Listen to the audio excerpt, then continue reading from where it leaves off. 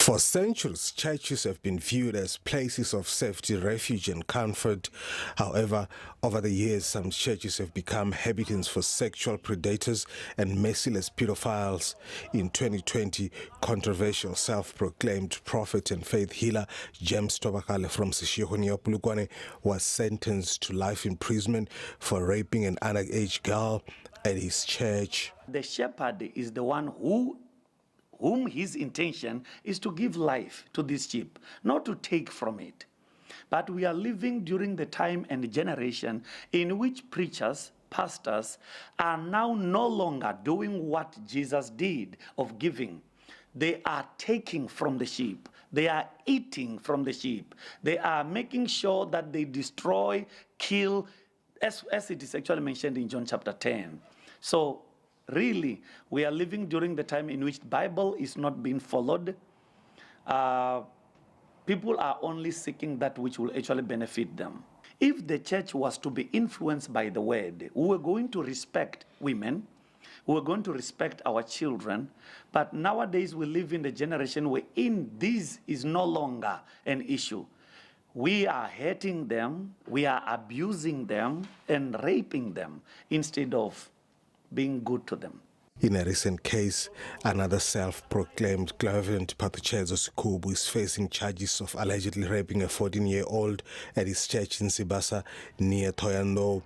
Some men of cloth have described gospel preachers who are accused of rape as selfish, cruel, and evil. We are so surprised about what is happening in the church. A church was supposed to be a place of refuge to some people who lack shelters. They should have seen the church as a place where they can even stay at. But nowadays we end up victimizing those who should come and rely on the pastors, relying in the church because maybe of self-centered gospel that we preach to the point where people believe much in the pastor than believing in the God of the pastor. It end up making people to believe everything that the pastor is saying. Non-profit organization Eyes of the Nation has called on the victims of rape to report cases to relevant authorities. We call this kind of behavior that we cannot accept that as the Eyes of the Nation.